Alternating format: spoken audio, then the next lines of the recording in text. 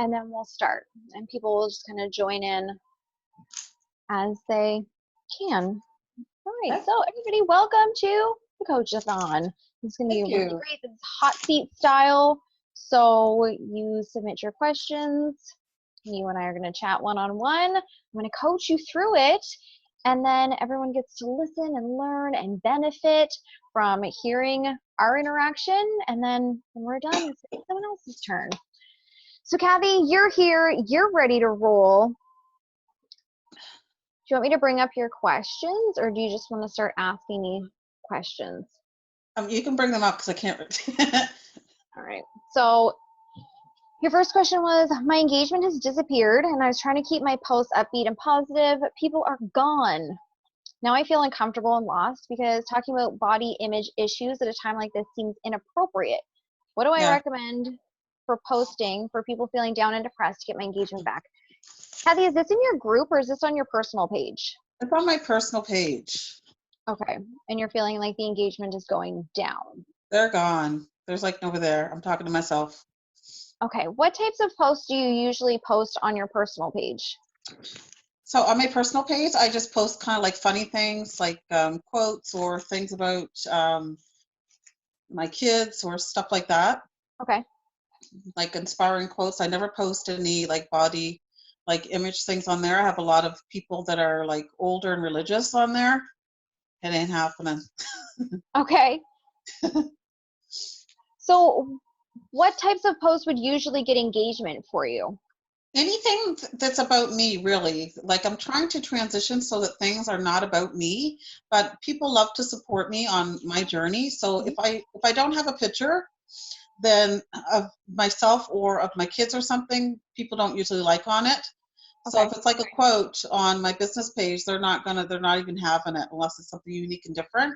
So it's about this one right here, and I have to have a picture. But lately, nothing. Zip. Okay.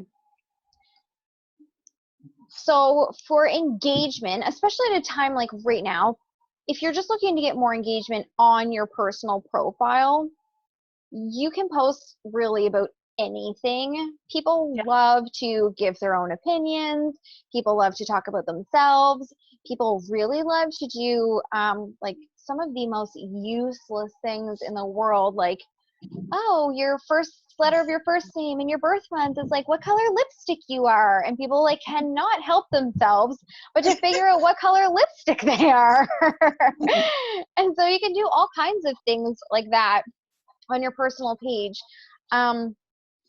Facebook favors photos, so if you are sharing like written posts, if there are pictures of anything, it's more likely to be seen than posts that Okay. don't have photos. And if you're using your business page, because you had just mentioned your business page a little bit, Yeah. those are really a pay to play part of Facebook. Yeah. So if you're not Yeah. paying to boost your posts or run sponsored ads, Facebook keeps your visibility really, really low. Like Yeah. I get maybe 0.5% reach when I post on my business page without paying for it.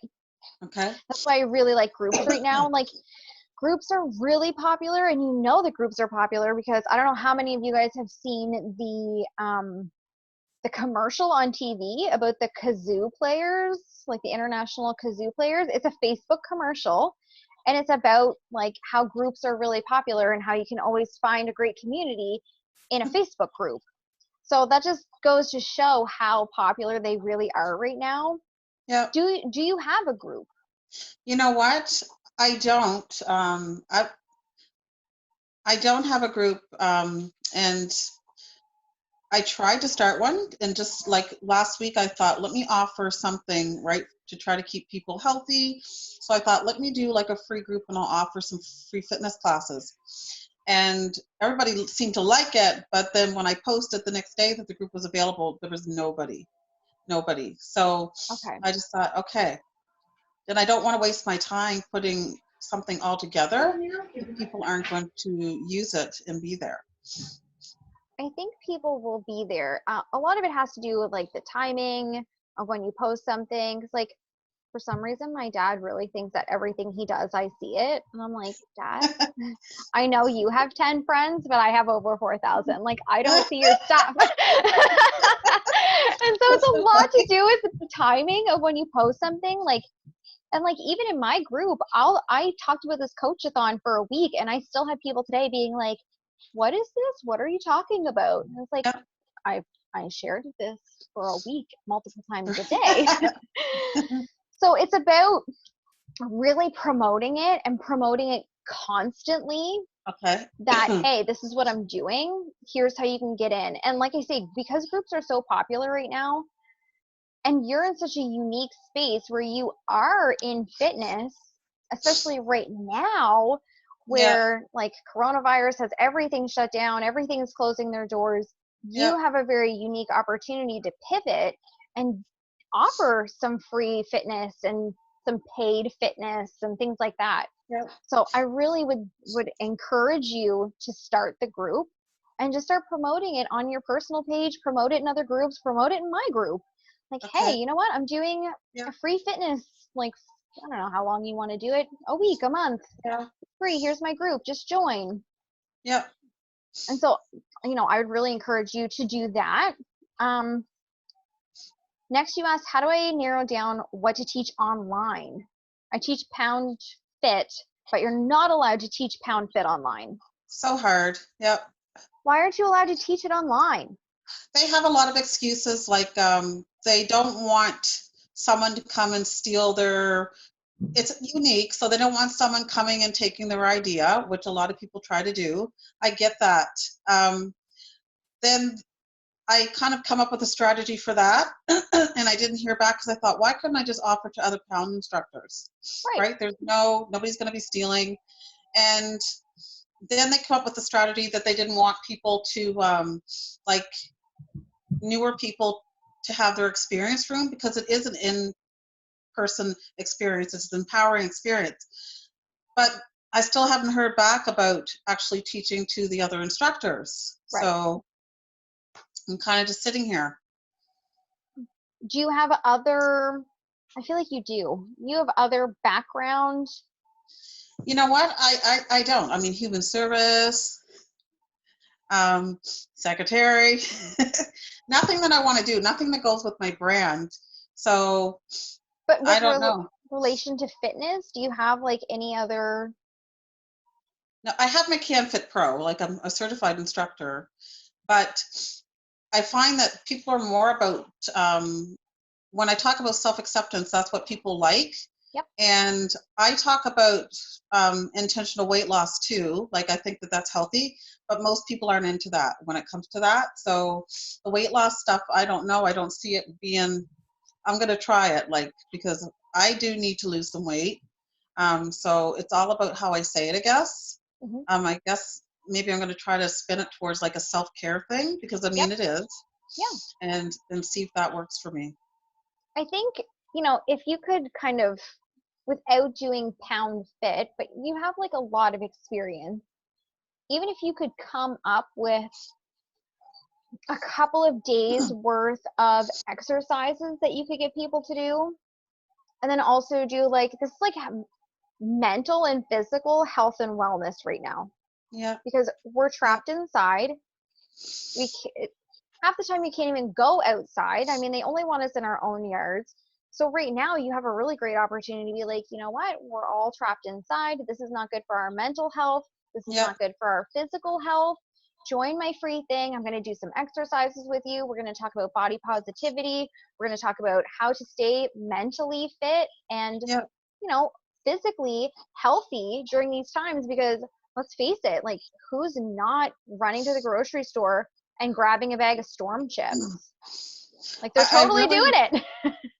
and that's right. But you know what? I really don't want to do anything without pounds. So what I thought I might do is be a little bit sneaky and just use my own drumsticks and pop online and do my own thing.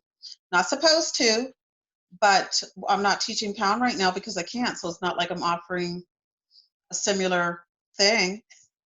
So what would happen though if you got caught? That's my fear. Um, I would lose my certification, but then again, right? I would just do my own thing at that point. right? I've always thought about it anyway, so why not take the risk and just do it? Because I'm I think tired. you I think you can definitely create your own thing based on your knowledge. I'm a Yeah, big believer in invest, learn, teach. You've invested your time and money to learn about Pound Fit. You've learned it. Now you yeah, just teach it to other people. And if yeah, you are in a place where you're saying, okay, I have all of this knowledge, all of this experience, I'm going to do my own thing. I yeah, don't, why not? And now's a really great time to do it because people need it right now. absolutely. Okay. Um, what is the first step I should take to getting started online if I decide to do coaching? Talk to me about this.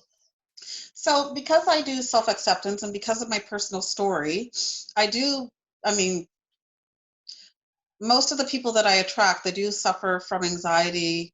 So I'm thinking, why not get online and do something where I could do like a workshop of some sort, where I'm coaching women how to build up their self-esteem and self-confidence around their body image. Hmm. And so that's what I've been wanting to do, but I'm not sure, like, how do I get started? Like, and what exactly would my program look like and all that kind of thing. That's kind of what I'm battling with here. How would you like to package it? Would you like to do it like in a group setting? Would you like to do it like a course? Would you like to do it one-on-one?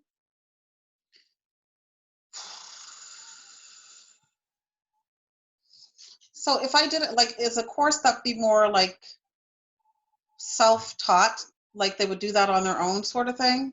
Yeah. I think I would rather do like a workshop, because I think I prefer to give like a guided experience. Could you combine that into this whole like fitness thing that we're talking about and do like both sides? Well, that's what my plan was before all Hmm. this happened. I was going to do in-person workshop and combine it with Pound, but I could kind of roll it over just to the self-acceptance coaching part of things for now, because I'm not sure if it's very empowering to work in a group, especially with women. It's just a different experience that I cannot explain, and you don't get that when you're online.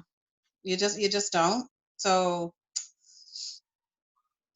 I think that if part of my you if you you know if you did like an in-person workshop, it would be like a couple of days, right? Yep. 2 days, maybe 3 days. If you did like 1 to 2 weeks online, you can build that community online. Okay. Like So like a I've free workshop. Yeah, do it like a free Yep. workshop, or why does it have to be free? Why can't you Right. charge? Yeah. Yep. Figure out how many days you want it to be. Like 14 to 21 is a really good number for building that community because it builds their trust in you as, you know, the expert in this arena, but it also gets them to feel comfortable with each other. And I think Yep. you should offer this like I say 2 weeks, 3 weeks workshop, offer it for like $50 or Okay. or even 40 Yeah. bucks. And just start marketing it right now. Say, look, now is a really great time. We're stuck in our homes. I'm going to make a community for you guys and I'm going to serve you really, really well. Yep. And because people are all online right now, I don't That's think it'll right. be half as hard to create the community because people are just really like desperate to connect And with other looking for people right something. now. Yeah. Absolutely. So I would Okay. do that and I would encourage you to start it like right away. Okay. Like I will get do it that. ready for like April 1st. Okay. And just start, like I say, just start promoting it on Facebook, direct people into a group, and like you have PayPal, you can set up like a PayPal me for like a certain amount and just say, here's my link. This is how Okay. much it costs. Once I get confirmation that you've paid, I'll email you the link to the group. You have to pay to get in the group. Okay. I can do that. Absolutely. I know you can. How does that feel? Do you feel excited? Do you feel like I answered your questions? Do you want to You ask did me answer my more? questions. I do. I feel excited because I was kind of battling with, if it's okay to offer something like that now. But you know what? I know that other people are doing it. So, and if they're doing it, why can't I? Why wouldn't it be okay? Um, I think there's a part of me that's thinking, you know, that it's hard for people right now as far as money and things of that nature. Mhm. It's hard for me, so I guess I'm maybe placing my fears on other people. Right. Yeah. Yeah, I, but people still need help I at the wanted to same time. spell that because this, since we've been on lockdown, I've made over $9,000. Like in the Yeah. last week, I've made over $9,000. So I Yeah. really wanted to spell, thank you, Dana. I really wanted to spell the myth that there's no money going around. People will always be able to afford the things that they want to do. Yeah. And so you're offering a service in a time that's really needed, and the right people will see the value in that. Okay. I don't want anyone in here or watching on the replay holding back from selling. When you're really coming from a place of service, you really believe that you can help people, never ever hold back. Like, I'm relentless in how I sell. I'm unapologetic in how much I sell. And Yeah. you need to be the same way. There's nothing wrong with it. Thank you. You're welcome. Go get them, girl. All right, April, does Facebook know when you copy and paste? And being that Instagram and Facebook are owned by the same people, should I wait to post on Instagram after I post on Facebook, or do it at the same time? Also, I have a group it's set to public. I'm wondering if I should post the same things or not as my public page. April, can you come on with me? Let's talk about it. Are you there?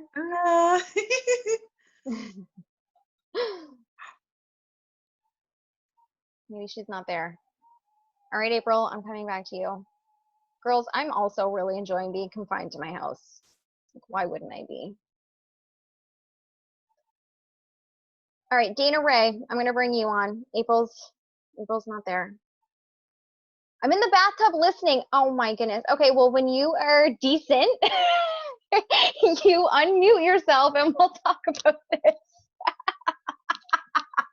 All right, Dana Ray, unmute yourself when you're ready, and we're going to talk about your question.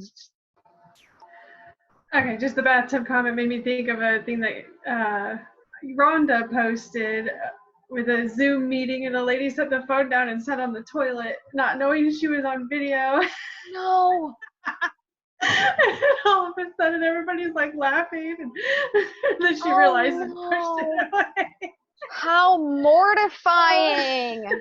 That would be something I'd do. Just like plunk her down. Oh, yeah. But yeah, I mean, I don't know. I know I'm starting my coaching with you. I'll look at your schedule, but possibly next week. Yes, but next week.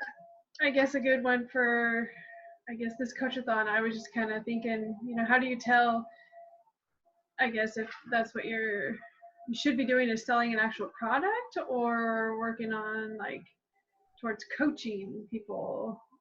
I mean, I've always been a good listener, and I'm an empath, so I can kind of, you know, get a feel of who's talking to me and stuff like that, to where that might be a possible avenue.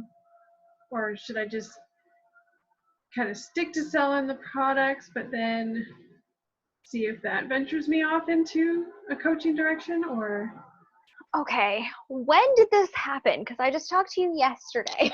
I know. And I think it all came up with the thought, because you were saying that you were going to help me build a group. Okay. Mm-hmm. That I would be able to fill with, you know, content for, you know, either one or both of my businesses. To where, I mean, I would think that if I was able to come up with good content to put out, that would probably also lead me into the direction of like helping coach people, whether it's just with positivity or Is this like, okay, and let's look at the next 5 years. What do you see yourself doing in 5 years? Well, I mean, I guess I don't know for sure. That's why I keep venturing with these new companies. I'm just trying to find something that can help me get out of my day job. Yep. And to where, I mean, just looking at the way you've come across, I mean, of course I would be in a different, you know, I don't have the college experience, I don't have the degrees or whatnot, but if it were to come down to not necessarily being a therapist in any means, but to be able to just provide quality information or positive stuff to people, then I guess I could see myself as a coach of some sort. Okay, this is really exciting. I think anyone can coach. Yeah. I don't think that there's people that can't coach. I think anyone, whether you went to school for it or not, I don't think that that really makes a huge difference for people. It's about their life experiences and the things that they have gone through and how they share it. Like you and I could live identical lives, but the way we talk about it and the way we share our experiences and the way we encourage other people because of what we've been through would be completely different. Even if we lived the exact same life, it would be completely different. So I think that I think anyone can coach if they want to be coaching. It's really all about, I'm a big believer that if you're going to be an entrepreneur, you have to serve. So for you, how do you want to serve people? Do you want to serve people by coaching them, or do you want to serve people by providing them great products? I think ultimately right now it would be great products, because that is something that I could do right now. But I could see myself coaching as well. This is not set in stone, okay? What you decide right now is not like written on your tombstone, like you can't get away from it. You know, when I hired my first coach, it was for my network marketing company. And I was like, I just want to grow my network marketing team and like get the top of the company and do all these great things and win the trips and get the necklace that everybody had. And it was like a year where I was like, crap, I should be a coach. Like, I'm freaking awesome at this. And I have been coaching my network marketing team for like 2 years before I hired my first coach. It was like a year and a half. I was already coaching in my team, but not just about the company and products. I was doing mindset coaching with my team. I was doing branding coaching with my team. I was doing all kinds of coaching with my team. And so when I started getting exposed to coaches, I was like, oh, I'm already doing that stuff. Like, hey, why don't I get paid for that? And so I made that shift. So I think for you, where you just started a brand new company and you're really starting to get some like big wins in that company right now for you, I think that that's where you should, really focus. But that doesn't mean anything when it comes to your group. People buy from people they know, like, and trust, right? So if you're providing really great value and really great content in your group, people will buy from you and join your team because of what you're doing, because they want that extra layer of access to you. You know, I do coaching in my group every day. It's been around since October. I used to get people joining Rodan and Fields as customers out of the blue just because they want another level of me. Even though I don't even talk about Rodan and Fields anymore, I don't promote it at all anymore. I still use a product, so I'll stay a consultant because, hey, who doesn't want the discount? But I don't push it at all. And people will start to do that because they want more of you. As you get your foot in a little bit more and you're really finding your voice as a coach, because that's what it is. Being a coach is just being a great leader, but for money. So as you're leading these people in this group and influencing them and having people join your team where you're coaching them, you're really going to find your voice. And once you've really found your voice, I think then you can go, okay, I'm ready to start being paid for this. So I think for you right now, focusing on the group that we're going to build and really giving value to your team as you grow it is a really good experience to getting your voice and how you want to serve. Because I'll tell you, when I first started coaching, I was like, I'll take anybody and everybody, and it's going to be for free. Let me tell you, I had people that were like, you know what? I'm fighting with my wife, and here's the fight we had. And I was like, I do not want to be a marriage coach. Yeah. Didn't think that was even going to come up, and here I Yeah. am stuck for months with this guy. So like Um, when you're really like brand new and trying to figure it out, these are really great places, like I say, your group and your team, to figure out what you really like talking about, what you're really good at talking about, and how you help people the most, like what topics you impact people the most with. For me, it came down to mindset and business, okay. because I love the mindset stuff. You know, I do have a psychology degree, so I love that stuff. But I've also been in business for a really long time, so that fit for me. Whereas, you know, I love my husband, but I'm not going to coach someone through their marriage. So, like, it's just not happening. So I think right now for you, focusing on your new company is your best spot for the next little while, like maybe a year, maybe 2 years. I don't know what it's going to look like for you. It depends on how quickly you find your voice and figure out what you love talking about. Okay. How does Awesome. that Thank feel? you. You're That feels welcome. good. Yeah. Do you have any other questions? So far, that's all that's come to mind. I mean, I'm sure I'll come up with something by the time next time we talk. Well, yes. And don't forget to get your sessions on the book. Like I said, you can book Yeah. out for the next month if you want. Okay. Every week. Okay. All right. Thanks. You're welcome. All right, Dana Long, you have questions. Yes, I have questions. Hi, little mama. Hi, How are you? I'm good. Good. Do you want me to read your question, or do you just want to start asking me? You can read it. It's kind of a well, I don't know if it's twofold. It's maybe a little bit twofold. Okay. So Dana wants to know about manifesting, which I love manifesting.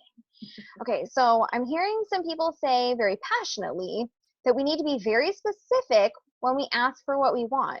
But I hear others say to not be so specific because we put a limit on how the universe and how it can respond to our request. So, which is it?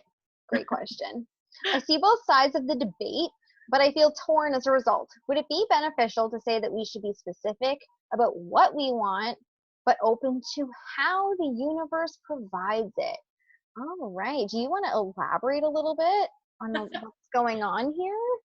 Well, just over the last few years, I've been working harder on implementing manifesting into my life. I'm listening to hypnosis tracks. I'm making the list of things that I want to see happen in my life, and working on focusing on the feeling that I want to have as a result of either having a thing or reaching an accomplishment or a goal. And as I'm pulling in information from different sources and different groups, people, etc., I'm getting literally the entire scope where people are saying, you have got to be specific. If you want, let's use a car, because I have a specific car that I've been wanting for a long time. Okay. That you need to say what kind of car, like for me, it's a Jeep Wrangler. I want a 2-door Jeep Wrangler with a hard top and a soft top, and I want it burgundy color, and I want, the special stereo, and I want, the certain package, the in-dash computer, yada, yada, yada. Yep. I know all the trim things that I want. It has to have air conditioning because I'm a heat wuss. And so, I know what I want. I've known for ages what it is I want with the Jeep. Right. And I've had somebody say, you've got to be that specific. Even if you have to pick the color of the carpet, etc., list out exactly what you want.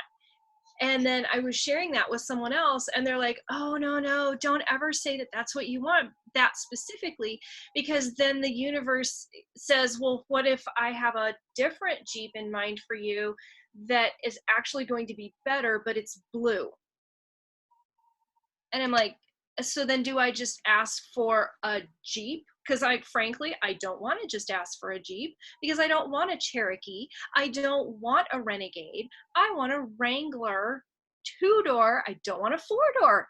So where's the balance? Where's the line between being specific but also pushing the universe aside and going, no, you can't answer me with a 4-door Jeep, even though I'm asking for a Jeep. Does that make sense? Totally. I love it. Okay, my first question to you is, do you have a picture of it Yes, I do. on like a vision board or something? Yep, right above my head, yes. Okay. And she's gorgeous.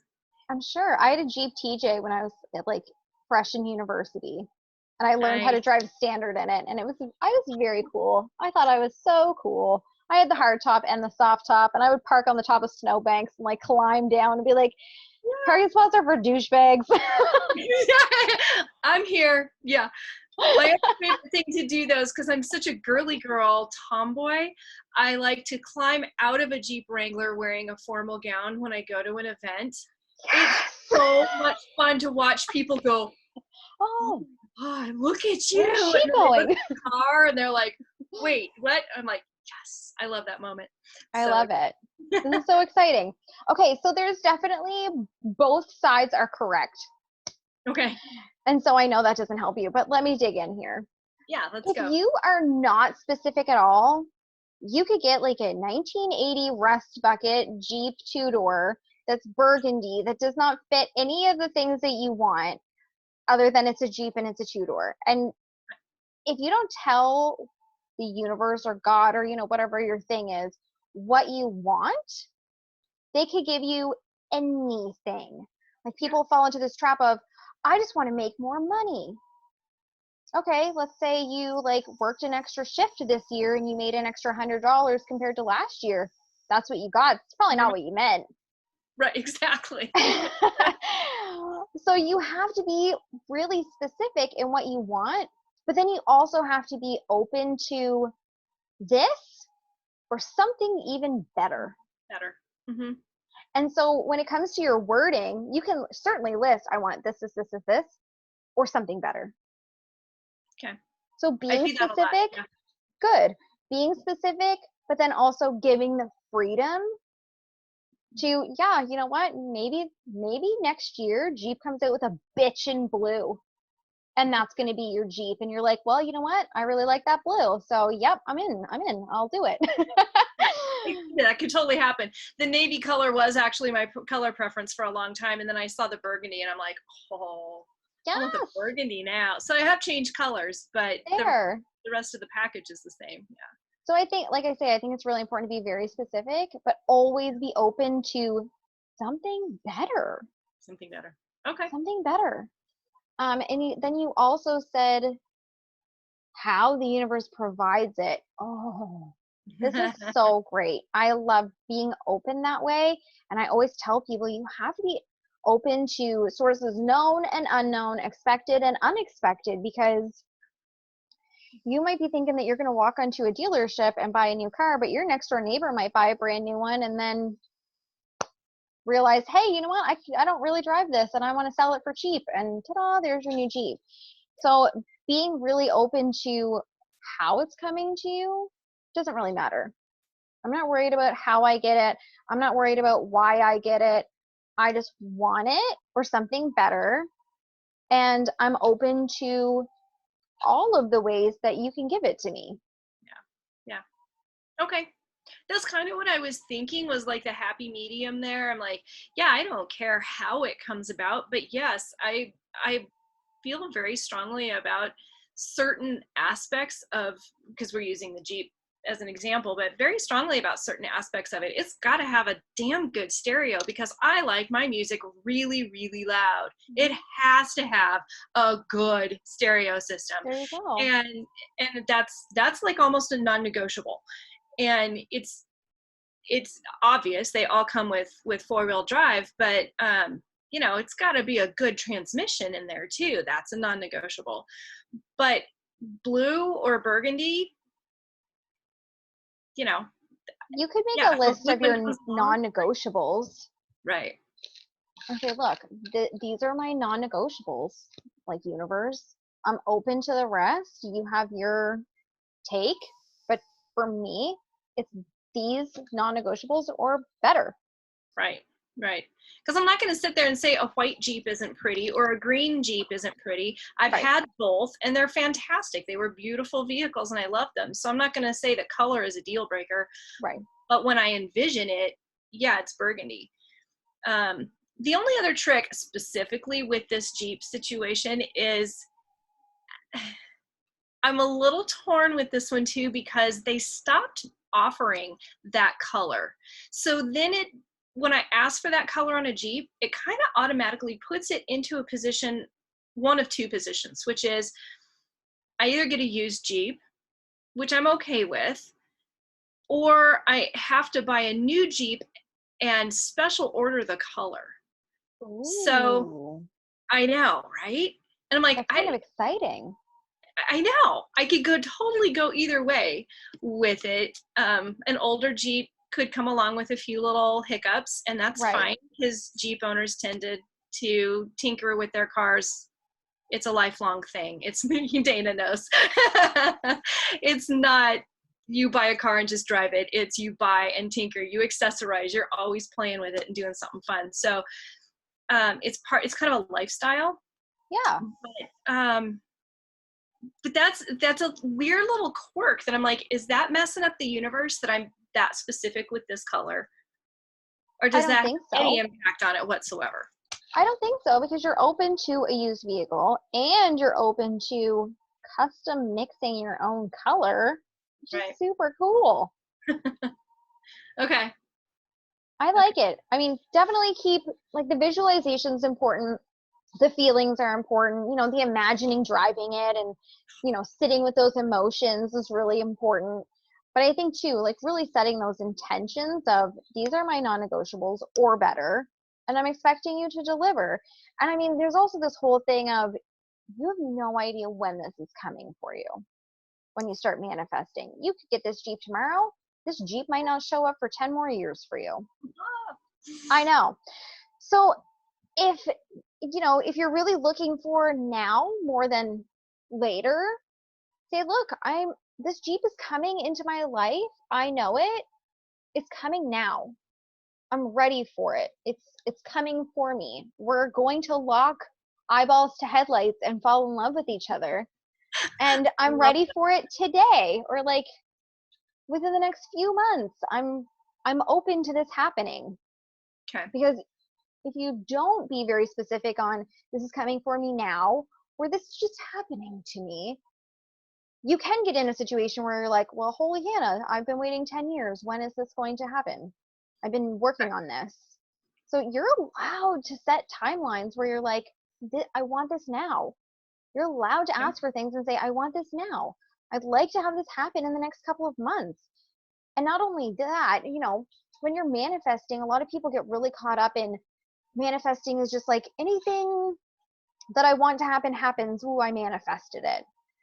Like, you do have to do your part. So if you're saying, hey, I'm looking for a Jeep that has 2 seats in it, or 2 doors, and it has, this color interior, and it's this color, and it has the sound system and the transmission, and I want it in 6 months, you have to do your part of, okay, now every couple of days I'm looking online for my Jeep so that I can know that it's out there for me. Right. Because if you aren't actively looking, it's like that guy that's like laying on the couch, like, whoa, I want to win the lottery. Why can't I win the lottery? And it's like, you actually have to go buy a ticket, buddy. You have to put in your steps to go, okay, you're out there waiting for me, and I'm actively looking for you too. Yeah. That's good. Good. One other thing when it comes to holding on to the feelings that you want to feel that are associated with the thing that you're wanting and asking for. I've also heard mixed reviews, I guess, or mixed information about that as well, regarding sit with that feeling, really envision it, really feel what it would feel like to, in this case, to be out driving the Jeep, to be out in the mountains with the sun on my shoulders because I got the soft top off, and I can smell the flowers and the pine trees, and I can hear the river rushing by, all that fun stuff. And I can so go there. visualize stuff super, super easy. That's just fine. But because this particular thing has been something I've wanted for as long as I have, I tend to get into this feeling of longing. And I've heard people talk about wanting something so badly and longing and almost feeling desperate for it, that now you're actually blocking it, blocking the high vibe, what do you call it? Equal vibes. Yeah, the energy that you want to be putting out. How do you not drift into that? Because like I said, it's so easy for me to feel it, and to feel it so deeply that it does turn into a longing. At some point, the feelings that I want to feel are so now juxtaposed with what I actually am experiencing in real life. Or, you know, when I come out of a quiet meditative visualization state, I look around and I'm like, that is not my Jeep. That car is a green 2-door sedan that's falling apart. I mean, that's just reality. And I have to go drive that somewhere. When I'm sitting there visualizing myself looking down at the Jeep emblem on the steering wheel, it's so different. How do you not go into this phase of longing at the same time that you're trying to visualize and stay high vibe? Okay, the first thing I want to say to you is, if you can, why don't you go test drive one? I have. I cried Good all the way girl. home because I couldn't buy it right then. Literally sobbed Oh for no. 45 minutes on the way home because Oh. I wanted it so bad, and I didn't have the money. Oh my goodness, that breaks my heart. It was hard. I think that there's a line between longing and desperation. Mm-hmm. And I don't think that there's anything wrong with wanting what you want. There is something wrong with getting desperate for it. Right. Because when you're coming from a place of desperation, you're coming from a place of lack. Yeah. And so I also believe that if you are looking out at your green sedan with complete disdain, I would encourage you to look at it with gratitude. You know, you have it. It still works. It still goes. I don't know how, but it does. It still goes. It's reliable for you. If it's still going and you don't know how, you've been able to rely on. You've done lots of great things. You've done huge moves with it. Yeah. And, you know, if you're feeling like, I hate this car and I'm like just longing for this Jeep, maybe take some time to write down some things that you love about your car. Mm-hmm. And why you're grateful to it for however long you've had it. You know, it gets you to and from your job. It does this for you. You go your groceries with it, and you can visit your friends with it, and you made this giant move with it, and it survived, and it's with you. And just kind of like a release of, you know, your duties to me are ending. I'm getting ready to replace you. I like that. That's good. I like that phrase. Your duties are coming to an end, and I'm just getting ready to replace you. Yes, and like so I can release it and be ready and open to accept the next thing. Like a little breakup with your car. It's not you, it's me. It's a little bit you too. Bad relationship for a long time. But it's been so loyal to you, and so you know, even the worst relationships of our life, we have to go, okay, you know what? I learned from this. I grew from that. I know what I don't want in a car. And so thank you for that. Yeah, thank you for those lessons. Yes. Yeah. But just be careful of that longing turning to desperation, which comes from lack. Like that longing can be like, you can make that excitement instead. Okay. So I would just kind of be aware of, what are the thoughts that I'm thinking when I come out of my meditative state where I'm cruising around in my sweet Jeep. What are the immediate thoughts? And you know, you've already identified. I look at the window and I'm like, crap, I hate you. I know. I try to say with every negative thing I think or feel about my current car, I really do try to throw some gratitude at it because it has got me, this far for the last 7 or 8 years. And, yeah, so I am grateful for it. But yeah, it's definitely not my dream car. So That's okay. It served you in the time that you needed it, and it's time to break up. time to let it go. Time to let it go. Sing some Frozen. I do a lot. We're done. I don't need you anymore. Something, but maybe not that one. Oh, goodness. Oh, So, that's good. feel better? Feel clear? Yes. Yeah, Good. that was great. Do you have any other questions for me? I felt like there was something else. Maybe we can circle back. I'll have to think about it for a minute. Okay. April, are you ready to talk to me? You don't have to go on video. I don't need to see you. Hi. Hi. How are you? I can. I'm just trying to figure out, well, I'm out of the bathtub now, but I'm wrapped in a towel. Yeah, that's why I'm making that sound. Yeah, girl. And I'm on my phone, so like I have to keep switching back and forth between the different, like, whatever you call it, the different screens, because on the computer, like all you could do is just click it. It's all on one page. And then here you have to go, I have to keep scrolling. Anyway, and then I have to tap the bottom, and then I'm like, where am I going? And so it's confusing. And so I don't want to tap the wrong thing. Okay, it's all right. We can do it like this. Okay. How are you?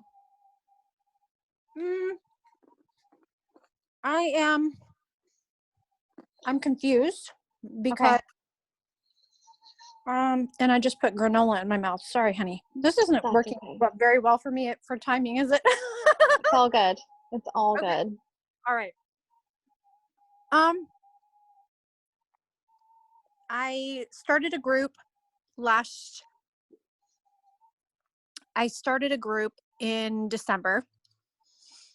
I started off to be giving a lot of advice for the products in my network marketing company.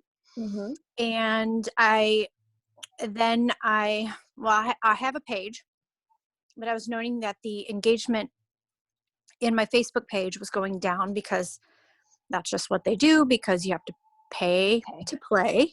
Yep. And so I wasn't finding that the engagement was there. And I thought, well, with all the groups going on right now, I thought, well, that would be a great thing to do. Do the Facebook page. I already have some people in there already because, I established this, it was called 12 Days of Essentials. Mm-hmm. And it was regarding like products and things that were around essential oils or health or mind stuff, but mainly around products of my network marketing business. Right. And so then I decided at the beginning of the year to transition it to a different name to kind of represent more of my brand, Mm-hmm. which is called Discovering Your Vibrant Essence. Yeah. And being that I really liked, when you were talking to Dana about what do you like to talk about? What is it that you do? What is it that when you get in this group, what is it that you like to share? Right. I was finding myself doing a lot of loving things with the mind and emotions. And I love like the science, the neuroscience and things like that. Emotions, like I said, in personal development. And that essential oils was just kind of like a tool, not necessarily like the forerunner of what I was promoting, but it was just one of the tools that I felt comfortable sharing to use along with what I was learning and what I was sharing. Right. It's grown a little bit. It's not quite up to 100 people. It's growing really slow. And in the meantime, I got a new certification. It's called MBIT, and people don't know what that is. Right. Because it's fairly new. It's in the neuroscience field and it's called multiple braining integration techniques. And people are like, what the heck do you do? You know, I don't actually touch them. You know, it's when it's so scientific that people think that I'm going to put them in some trance and hook them up to some electrodes or something. Yeah, that's what I picture, like all these little things on my head. You know, it sounds so like scientific that no, I don't literally, it's just a process that I take you through. It's a life coaching process that I take you through. It's just another modality, just like NLP or hypnosis or any other kind of life coaching. They all have their technique of how they take somebody through a process. Right. And so I just got my certification right before this pandemic stuff hit. Right. And so I've been in this confused mode of, you're right, like what the other girl said. Do I like go on, you know, roller skates and really get myself out there? But then I'm like, oh, well, people do I work on like really getting people to understand what I do or promoting myself? I'm kind of in this weird transition because I'm now offering coaching. And so I get this, okay, what do? Do I post in Facebook? If I post on my group, is it the same as I post on my page, on my public page? Are the same people seeing it or not the same people seeing it? And then I go over and I post to Instagram. Right. Those are the two main that I use. And so I'm like, okay, well, since they're linked and they're paired, if I copy and paste on Facebook and then I go over and I paste it into Instagram and use the same picture, are they like catching it and they're like knowing it? Because then, you know, my engagement doesn't seem to be skyrocketing through the roof. You know, it's a slow go. And I know, because I'm not really advertising. I'm not paying for anything right now. So I'm just entirely trying to go on organic reach, but going in there every day, either posting or doing a video maybe twice a week. And so maybe I need to ramp that up. But so that's kind of where I'm at. And so that's why I'm kind of confused, because I'm just came into this new coaching thing. It fits really well with what I'm doing already, but now I have like a name put around it and I have a label, so to speak, behind it. But yeah. Okay. So I don't really know what my question is. I guess I'm just trying to find my way, and I'm just trying to find my way in this mess, because then the pandemic hit and then I'm like, oh, now I really don't know how to promote myself. Do I push myself even more? Right. And then I feel like the other girl, like she said, I feel like, oh, maybe people don't, want to spend money right now,? So I like did 50% off my coaching, and, it's like crickets. And it's like, oh my gosh, maybe I'm just not doing it right. Okay. I have so many thoughts to share with you. Okay, so first things first, when you post in your group, are you doing it from your personal page or are you doing it from your business page? I'm not doing really anything from my business page anymore. I pretty much put an advertisement or an announcement on there that if people go to my business page, it says, this has been, turned into a group. Please, it gives the link to go to my group. Basically redirects them to go to the new group. Good. Because even like Facebook will keep your visibility really low when you post on your personal page. They also keep it really low if you post from your your business page into a group. So like I have my business page linked to my group. I never post as my coaching page because I know no one's going to see it. Even though what about the group? Like stuff from a group, does that matter? Or do they still have the same kind of people see group stuff more than they see pages, right? Absolutely. But if you like I said, my coaching business page is an admin in my group. So if I log into my coaching business page, make a post, it'll be like, do you want to share this to your group? Friggin' heck no, I don't want to share it to my group because no one's going to see it. Right. So I just copy and paste as myself in my group. Yeah. See, here's the thing. My group, I have like 4,000 friends, over 4,000 friends. My group has almost 2,000 people. My business page has like 3,000 followers. There is a lot of crossover, but there's also a lot of difference. The people in my group, only like 500 or 600 people in my group are my friends. Oh, I see. The other like 1,350 people or whatever Yeah. never knew me before. So Oh, I see. if I share something on my personal page that's relevant to my group or vice versa, of course I post it twice because I'm hitting different people. Yeah, because then I think just like you know, you've been kind of advertising this Coachathon, and you even have people saying, you know, hey, when did you do this? You know, is it still too late to hop on or whatever? And you're literally like, you've been posting about it and all this.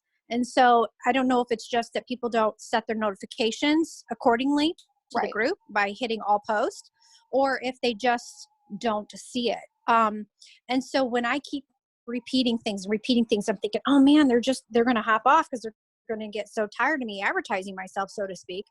Well, not really, you know, marketing or whatever. I'm trying to do as much value as I can and share things of usefulness. But, you know, you're right. It's like, you feel like you're putting it out there and you're putting it out there and you're putting it out there, but you don't know really how many people are actually seeing it. So to me, it feels like a lot, but then I guess maybe it's not. Well, and people, like, I had like 50 people register. Mm-hmm. Five people came. Yeah. Yeah, I know. Like, people will do all kinds of things and not do all kinds of things. So I think when it comes to your posting, like, post everywhere, because even like your followers on Instagram are probably different than who's on Facebook. And it is about the algorithm and how often do you show up on other people's feeds and what's going on in other people's feeds and what time of day it is and what people are up to in their lives. And, you know, there's so many moving parts of what gets seen and what doesn't get seen. Yeah. I don't think there's any problem to post the same thing in a couple of spots. At the same time, too. It doesn't matter. Like, take it over to Instagram and then post it over there about the same time. Yeah, why not? Okay. I don't think there's anything wrong with that. I'd like to see you grow your group because groups are like where it's at right now. All of my clients are coming out of something that I've done in my group. Okay. Is your group private or public? Because I just changed my back to public because my husband thought I needed to. No. I know. No, it should be private. So I was doing things in my group and then doing a link, sending out emails and creating a link that people could go and watch that video on Facebook. But it would say it was not available because if they didn't join the group, then they couldn't see it.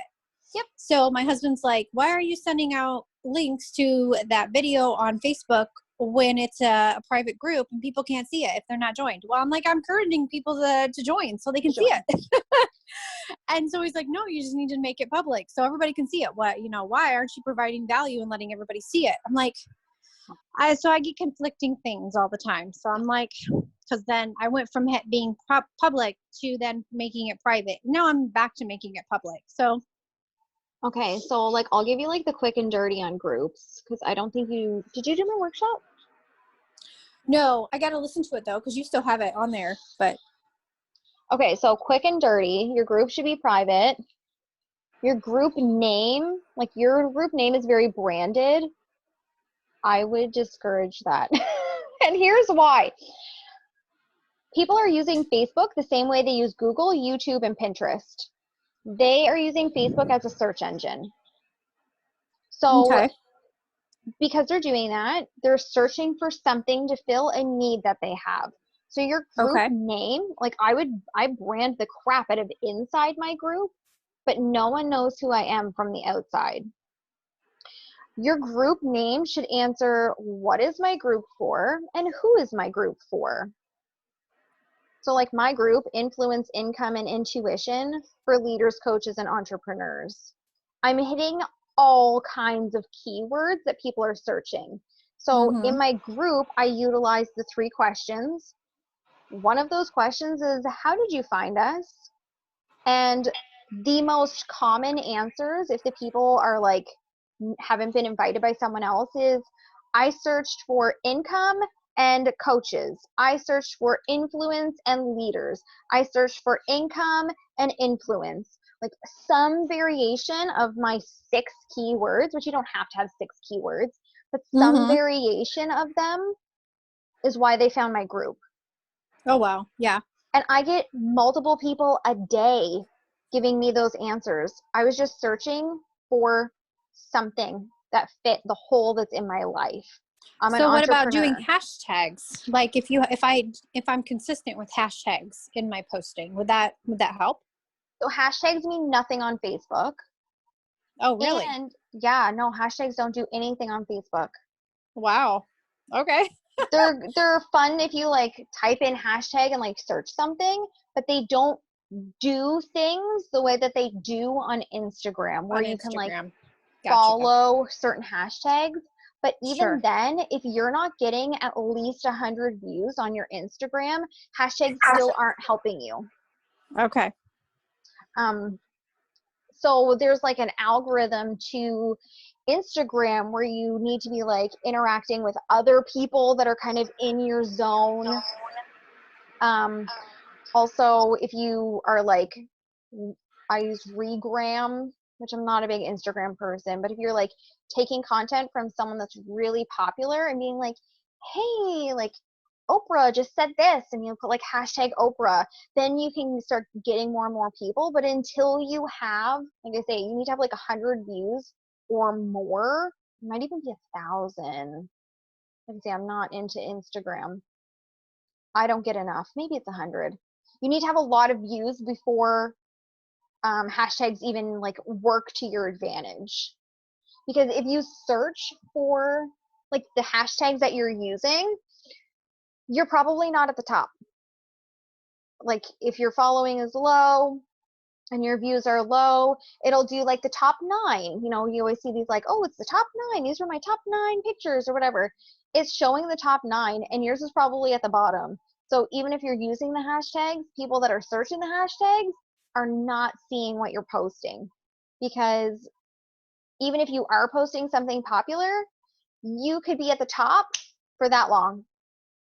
And now you're at the bottom because 12 other like multi-million follower influencers just use the same hashtag and it gobbled yours up. So that's why like I'm not huge in Instagram, because it's a lot of friggin' work. But Facebook for me is really where it's at. So answering those 2 questions when it comes to your group will get people that are searching for things, it'll get their eyeballs on your group. I keep it private because I don't want just any Joe Blow coming into my group. I'm providing value and I'm looking for unique people that are my ideal clients. Opening it to the public, anybody can join. So I don't like that. I like knowing, you know what, my group is for leaders, coaches, and entrepreneurs. Is that you? No? Okay, you don't belong here. Bye. And so I really, it really gives you control over who's in, who's not coming in, and what you're providing to your ideal clients. Because like I say, my group is my ideal clients. I'm getting clients all the time. I've made over $9,000 in the last week thanks to my group. Also, based on your engagement, which if your engagement is less than 50%, Facebook will go, this group is not on fire. You know what? It might not even be active anymore. And you can end up with your group being archived. And you didn't do it. Facebook took the liberty of archiving your group for you because they think that it's not bumping. So doing things, like I said to Kathy earlier, people love the dumbest shit. Like they want to tell you what they're like. If I was a lipstick, this is what lipstick color I would be. Like Christmas time, what's the first letter of your first name and the first letter of your last name and the month you were born? That's your elf name, sister. Well, don't I want to tell you that my elf name is Jingle Jangle Tangerine? Like, and people just cannot help themselves to share the stupid stuff but it gets your engagement crazy high. Also things like, tell me where you're from. Let's find our location buddies. People love doing that. People love giving their own opinions on things. What piece of advice would you give a brand new entrepreneur? Explosion of comments. Like, people love talking about themselves. They love imparting wisdom for other people, and they love doing dumb shit. And when your engagement's really high, guess what happens? Just like Facebook, if this is only on computers, I have not seen this on my phone. You guys can attest to this, where you have like suggested friends. Hey, you have like 50 friends in common with this lovely young lady. Maybe you'd like to be friends with her. On your computer, Facebook will do that with your group. And again, I know this because when people say, answer my question of, hey, how did you find us? Facebook told me I should be in your group.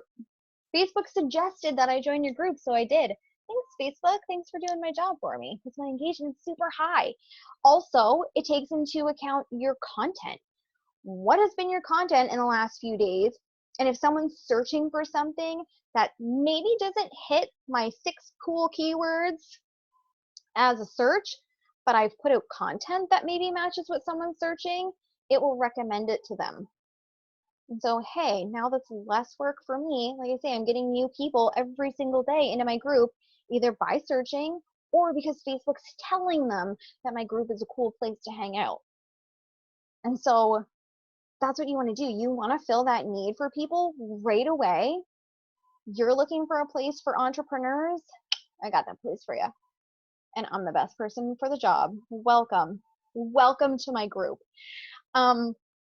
Getting that engagement really high so that Facebook suggests for you. There's also all kinds of stuff like algorithms that I did in the workshop where it's like, you should be posting at least twice a day in your group. I post way more in my group, but not on the weekends because I just don't. I want to be with my family. But I post like 4 or 5 times a day in my group. And sometimes I get lots of comments. Sometimes I get 0 comments. But then all of a sudden, I will get like a message about something that I wrote about. And I know that the eyeballs are on it. I'm also really, like I said, unapologetic about selling my shit all the time in my group. Why? Because I 100% believe that me offering my coaching services to you is the best thing I can do for you. And if I wasn't selling my shit all the time, like I try to sell every day in my group. And I've heard people be like, I don't want to be salesy. Pardon my language, but fuck that. If you're not being salesy, people do not know that you are open for business, and they do not know that they can hire you, and they do not know that you are the answer to their hot mess problems. So sell your shit all the time, girls. Like, don't be afraid to sell. I would not have made $9,000, over $9,000 in 1 week if I didn't sell my shit really hard all the time. And I didn't believe that my shit was the answer to their problems. So sell all the time, girls. April, you're in a really unique spot right now because of coronavirus. You should be doing some kind of free 5-day thing in your group. Get people to register, maybe make a new group, because I want you to be getting emails, because let's just say that Mark Zuckerberg decides he hates us and shuts down Facebook and Instagram. What the hell are we going to do? We need to have people's emails, because you do not want to lose your whole business because Zuckerberg's pissed. Just shuts down. So get people's emails. Say, hey, guess what? The 40, 50 people that registered for this webinar tonight gave me their emails because I made them register. I can email them. I mean, technically I should not email them. There's like certain laws where they could complain that I emailed them, but I still can say, hey, can I email you? Like, can I put you on my email list later? Thanks for joining or signing up for my webinar. Can I add you to my email list? If not, hey, whatever, no big deal. But if so, great. I'm not a big spammer. I email like once a month. So I would do some kind of free 5-day thing where you can totally do all of your M-Brain trainings and give people a taste of what it's like to work with you. I have no idea what this looks like. And I don't know enough about M-Brain training to really give you a whole lot of guidance without having a huge conversation about what you do. But you can also tie it in with your network marketing company. Is everybody not completely panicked about germs right now? And I know you do essential oils, so you could very easily be like, you know what? Just like I said to Kathy, mental health and wellness, you guys. I want to do some M-Brain training. It's going to be free. It's going to be 5 days. I'm going to talk to you about your mental health. I'm going to talk to you about your mindset. I'm going to talk to you about being like physically healthy. I'm going to give you alternatives that are natural, so you're not actually like wiping your kids down with bleach every day hoping that they don't get coronavirus. I'm going to do all these things. It's free. It's 5 days. Let's do it. Because when people consume your free stuff, you better believe that they will turn into paying customers. Because it's very easy to say, oh yeah, like I said, there's like 40, 50 people that registered for this. I got 6 of you on here. People sign up for stuff and then they don't pay any attention to it. But the people that really pay attention to what you're giving for free and understand that you're giving so much freaking value for free, they will turn into customers at some point in your journey. And especially where you have this super cool, like new certification under your belt, girl, flex that on people. Show them what it's all about. Be like, I'm going to do this for you, and it's going to be free, and it's only a couple of days. And then at the end, what do? You upsell them. You say, look, here's a little taste. You know I'm amazing. I just showed you how amazing I was. Like, didn't you all love it? I know you loved it because I'm amazing. Here's how you can work with me more. Boom, boom, boom. And then you turn them into customers. I'm like out of breath because I was like, I'm so passionate about Facebook groups. I love Facebook groups. They're so powerful right now. Honestly, just start funneling people into your group. Like, I posted about my group for weeks. I still randomly post about my group on my personal page, and invite people. There's nothing wrong with inviting people into your group. Some will join, some won't join. Whatever. Some will join later. Some will join and then leave. It doesn't really matter.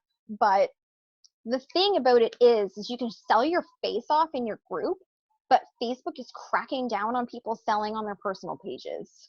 I have seen half a dozen coaches get their personal pages shut down because they were reported for being salesy. I'm like, shit, like I've been on Facebook since I was like 18. Like, okay, there's some pretty terrible pictures way back there, but that doesn't mean I want them gone. I still want to hold on to them, you know, like getting engaged to my husband and our kids, and like I'm not ready to let it go. So I try really hard not to sell anything on my personal page. If you go to my personal page, it's pretty freaking dead. I don't spend a lot of time there. I spend all of my time pouring myself into my group all the time. So I really want to encourage all of you guys, if you don't have a group, really start making that push to creating a group, because you don't want Facebook going, you know what, this person's using their personal account as a business, and that is against our community standards. So you're gone. That would suck for all of you. So open a group. Laura asks me, April, do you have any more questions? I kind of just like went on a whole tirade there in groups. Do you have any more questions for me? You can jump back on. I know you're like getting dressed and eating your granola. Maybe you're blow drying your hair. All right, if you have more questions, just like alert me in the comments, or just like unmute and start yelling at me. Laura, what is the best way to start promoting a new group if engagement is low? Laura, do you want to unmute and talk to me about your group? Yes, hi. Yeah, I was thinking about actually made a new group. I already had the name and everything.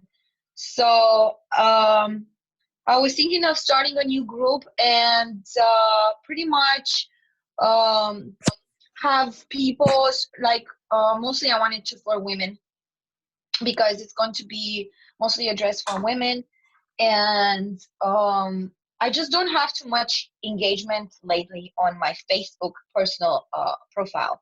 So how should I start this new group with people when I don't have too much engagement on my Facebook, on my personal Facebook, because I would like to, you know, to grow it, to be with a lot of members, not just a couple of members. Okay, so kind of back to what I was saying. You're probably not going to get a lot of engagement on your personal page, depending on what it is that you're posting about. If you're posting about your group on your personal page, you're probably not going to get a lot of engagement. Just like anytime we talk about our businesses on our personal page, everyone goes, oh my goodness, if I like that, she's going to jump on me. She's going to message me and she's going to harass me. And she's going to pitch me. Yes, exactly. So, you know, share your group, invite people to your group. There's nothing wrong with inviting people to your group. Be really aware of how you're naming your group. Again, like I said to April, who is your group for and what is your group for? These are the things you need to be answering so that people go, oh, I'm looking for this, and oh, hey, that's me. This group is for me. It says it right in the name. Like, I'm a mom, I'm a woman, I'm an entrepreneur, I'm a leader, I'm a coach, I'm a massage therapist, I'm a hairdresser. Like, it doesn't really matter who it's for, but you need to be really crystal clear on who you're trying to attract, so you attract the right people. Vanessa, yes, there will be a recording. Invite people to your group. And again, when it comes to engagement, people will engage on the dumbest stuff. People are not going to engage in, like, one thing that I see a lot of people do is like, oh, where are you guys struggling in your businesses right now? Here's the problem with that. I hate when people do that, especially in their own groups. And here's why. I know they're trying to get like market research, but asking people what's wrong immediately positions you in such a way that you are not the expert. You come into my group, I'm going to tell you what's wrong with you. And I'm going to tell you how I'm going to fix it. Whereas when you're asking people, what's wrong? It's like, I don't know what I'm supposed to be doing here. So can you guys just like all tell me what I can do? Like, no, don't ask people what's wrong. Second reason why you shouldn't ask people what's wrong, nobody wants to be seen as weak. Yeah. Nobody is going to honestly say, you know what, Laura? Thanks for asking where I'm struggling. Here's why I am a hot mess in front of your whole group. You better believe that if I did that on my group, almost 2,000 people, I would get crickets. I would not get one thing, because no one is going to want to admit in front of almost 2,000 people that they are a disaster. So I hate that question. Ask dumb stuff.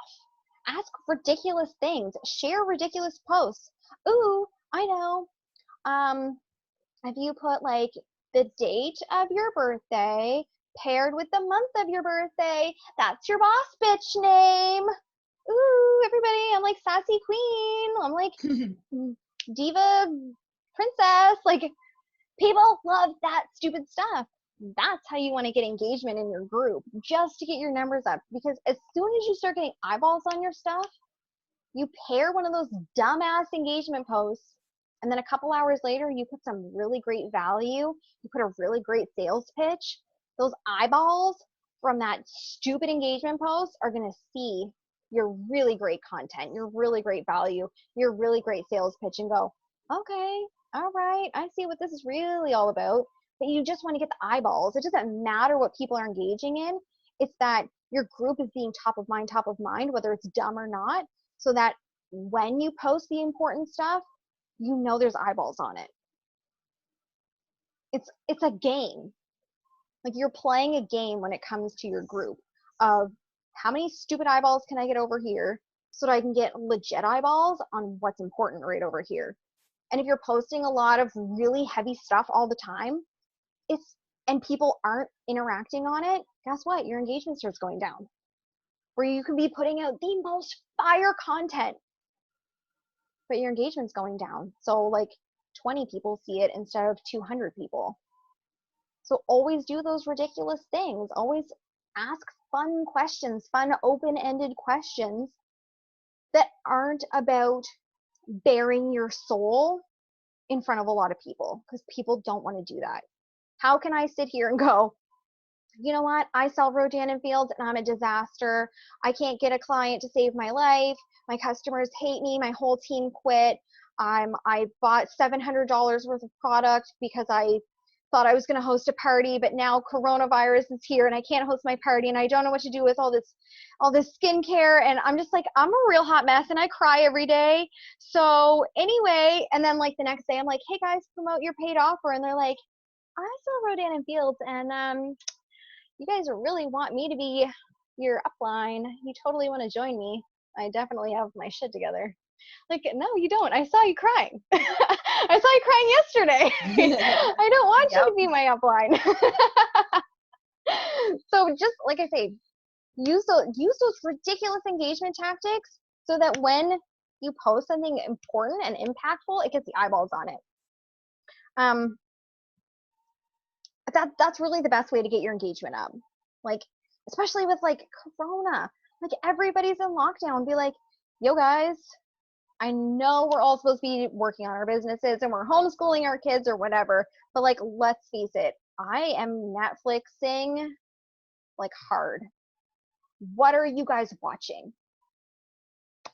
That's such a great question, because guess what? 700 people want to tell you their personal recommendations because they love talking about themselves. Oh my goodness, you have to watch Lock and Key. I just finished Lock and Key. You have to watch Lock and Key. It's so good. Oh yeah, no, like it's a whole thing. It doesn't matter what you're asking people as long as it's fun, it's lighthearted, people get to talk about themselves in some way. That's how you're going to get your group engagement up. Okay. Does that help? Thank you. Yes, You're thank you so welcome. much. You're so welcome. And like I say, post multiple times a day. Do not post engagement more than once a day, maybe twice a day. Like I have every day I do a different type of engagement post. Mondays, I'm talking about what are your goals for the week. Tuesdays, I'm talking about what your paid offer is. Wednesdays, I'm like, let's connect. Where are you hanging out? Share your groups. I give people multiple chances every week to make money from my audience. Like, hello, promote your paid offer. How are you not going to get sales from that? Okay, like goals, you can't really do it from goals, but like, let's connect. If you drop your group, you're taking people from my audience, putting them in your own audience. Why aren't you selling to them in your audience? Why aren't you sharing your group? Why aren't you growing your shit based off of what I've already grown? Take advantage of me. I allow it. Like, let's collaborate. This is like a reverse sales. What do you need in your business? If you're smart, you're watching that thread like a hawk where you can go, oh, that person just said she needs a logo. Just so happens I'm an amazing logo designer. I can fill that hole for you. Ta-da! Share your freebie. Why do we do share your freebie? Because just like I said, Mark Zuckerberg decides, fuck everybody. I'm shutting everything down. You're giving your freebie is getting people's email addresses. So guess what? Again, you're taking advantage of my audience. You can be selling my audience emails every week, selling your thing, giving them great value, and turning them into your own customers. Do it. Use my group. Saturdays, I do like, what's good for the soul, you guys? What are you up to this weekend? Sundays, I'm like, let's celebrate. What's something awesome that happened to you this week? Like, I have those engagements that I do every single day. So I don't think you should do like 100 engagements because that's overwhelming. But if you do something like that in the morning, and then like if you know your engagement is low on a certain day, which of course, no one's engagement is like this. Like some days are lower, some days are higher. It depends on what people are doing. If you know it's a lower day, like let's say Monday's a low day for you and you know 2 o'clock is the lowest time, put some ridiculous ass engagement post in there, 2 o'clock on Monday. And the great thing about groups, you guys, you can schedule out all your posts. You don't have to sit there and come up with content and write it all out at like go through your go through your analysis, your analytics. When is my audience online? It's going to tell you. Most of my audience is online at 3 p.m. on Thursday. Guess what I'm going to put at 3 p.m. on Thursday? Not an engagement post, a sales post. Here's why you need to hire me. Oh, Tuesday at like 7 p.m., super low. That's when I'm going to do some ridiculous engagement post. use your analytics to your advantage. Whew. How does that answer your questions? How does that feel? Hopefully good. April, I saw you unmute for a minute while I was talking to Laura. Do you want to unmute again? Are you available?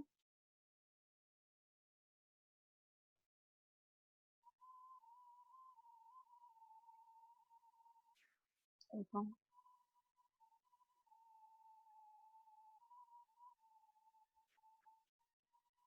Okay. Do you want to keep talking to me, or did I answer all of your questions? She said that was an oops in the chat for those of you that are watching the replay. Okay. Vanessa asked if there would be a recording. Yes, it's recording. I'm going to upload it into my YouTube channel, and then I'm going to share it into the group. So everybody that missed or didn't register still gets to benefit, because that's like the nice thing to do, right? Dana, I asked people to guess the topic of my next freebie, and they just keep answering. Yes. April, I have some nuggets I'm going to put into action ASAP. Yes. Yes, Dana, go watch Lock and Key. It's very, very good. Vanessa Beatty has some questions. Vanessa, do you want to unmute yourself and come on video and talk to me?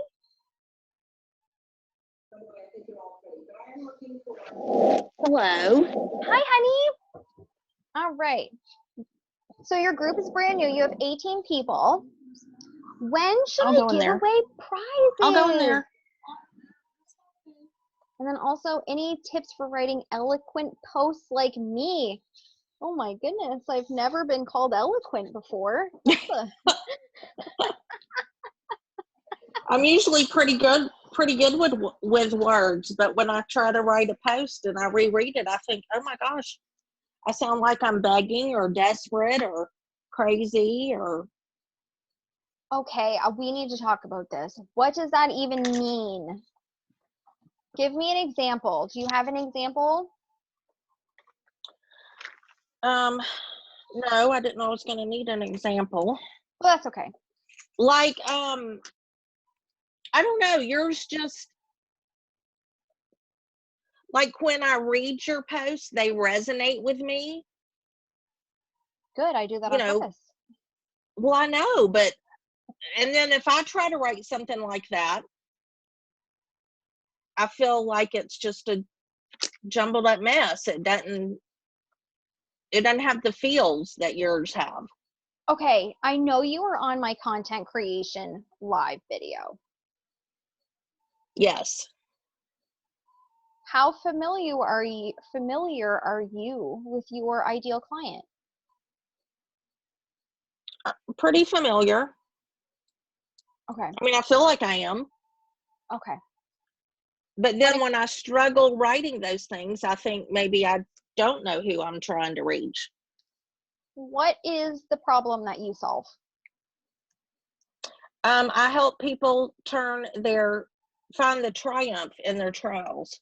So basically, I help them see the silver lining in their crisis that they're going through. What does that mean? That there's good in everything. Just because it's a bad time doesn't mean that bad things should be happening. Are you coaching? Yes. I mean, that's the plan. I haven't actually started doing that. Okay. While that is very beautiful, I don't feel that people are going to go, you know what, I would pay $10,000 for her to teach me that. Okay. I feel like we need to tap in a little bit more into what does this person really need? Like, I'm a mindset and business coach. So my clients really need help with what's going on in their brain. They don't want to buy help of what's really going on in their brain. What they do want to buy is 5K months consistently, 10K months consistently. That's what I sell them. I'm going to help you make $5,000 every single month, or $10,000 every month, or $20,000 every month. Whatever your goal is, I'm going to make sure you get it. And then I give them mindset coaching, and I teach them how to work their business. So if I were to hire you, what is like the big result that I'm going to get? Like, what's going to change my life?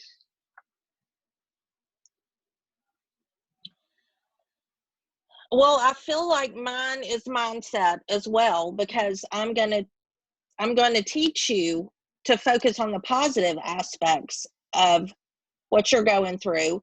What, maybe have you done that could have prevented this, or what have you done that may have caused this that we can correct? Illness isn't usually something that you cause, but I hit on other, divorce and stuff like that, because I've been through all that, finance stuff. So I don't know. Here's my little hot take on this. Nobody wants to take responsibility for the shitty things that happen to them. Well, that's true. But you have to. You have to own it in order to go forward. I know. I'm not saying you don't have to, but right, no one wants to admit that. So, like, okay, let's just say I come to you. Next Saturday is 1 year since we lost our daughter. Mm-hmm. So I'm coming to you to say, Vanessa, show me the silver lining of this. What's going to change? Like, how are you going to change my life with this?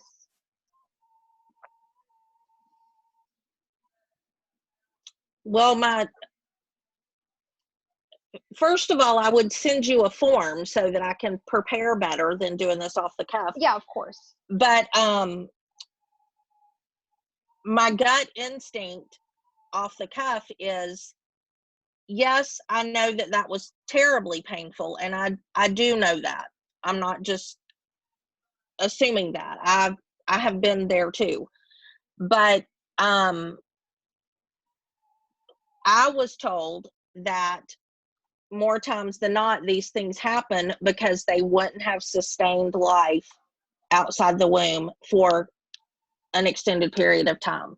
Right. So I see that as a blessing in some way. Yes, it's hard to lose a baby, but it's harder to lose a baby that you've held on to and loved and kissed and cradled versus losing them in vitro. Right. So that's my off the cuff. Yeah, totally. And that's right. I believe that. I totally believe that. But when it comes to like other people, you kind of have to give this like really broad, but also really narrow how you can change someone's life. So like broad in the sense that you want to reach a lot of people, but narrow in here's exactly what's going to happen if you hire me. Okay. So I think right now you're very wide. Like, who's your ideal client? Well, right now I'm focusing on people going through a terminal illness, or something that seems terminal that might not necessarily be terminal. Right. Okay. I think a better way to phrase it is, what problem do you solve?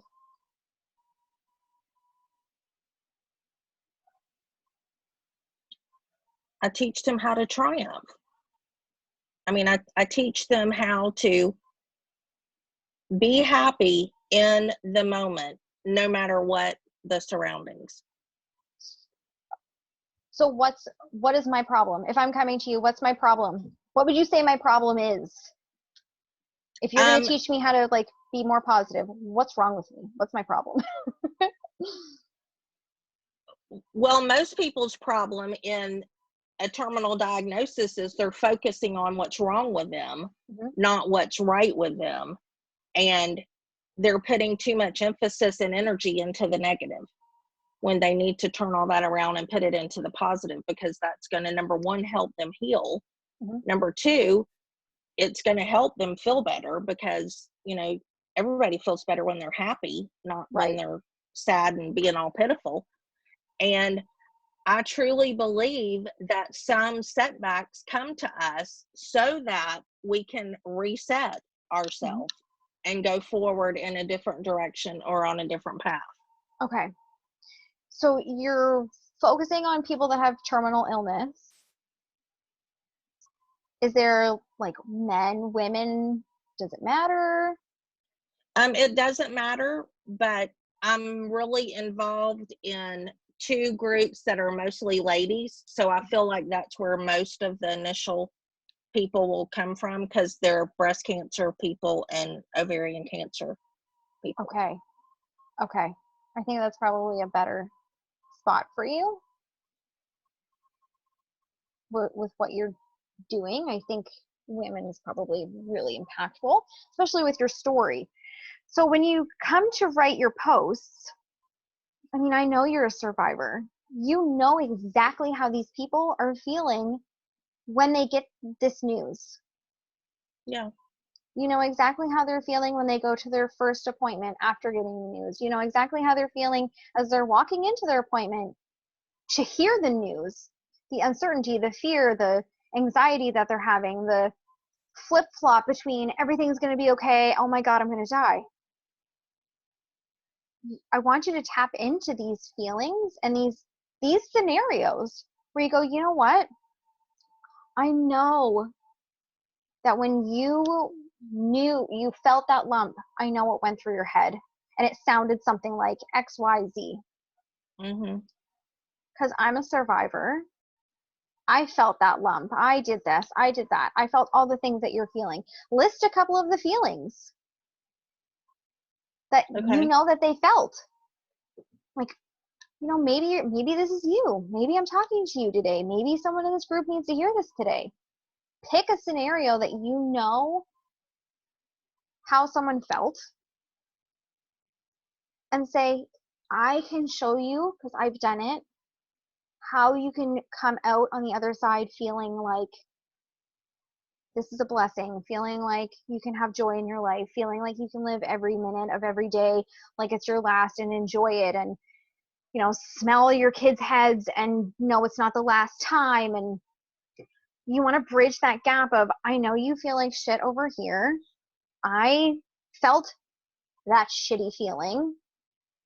And because I've overcome, I can show you how to not dwell in the muck of those yucky feelings. I'm going to pull you out of it so that you can enjoy your life.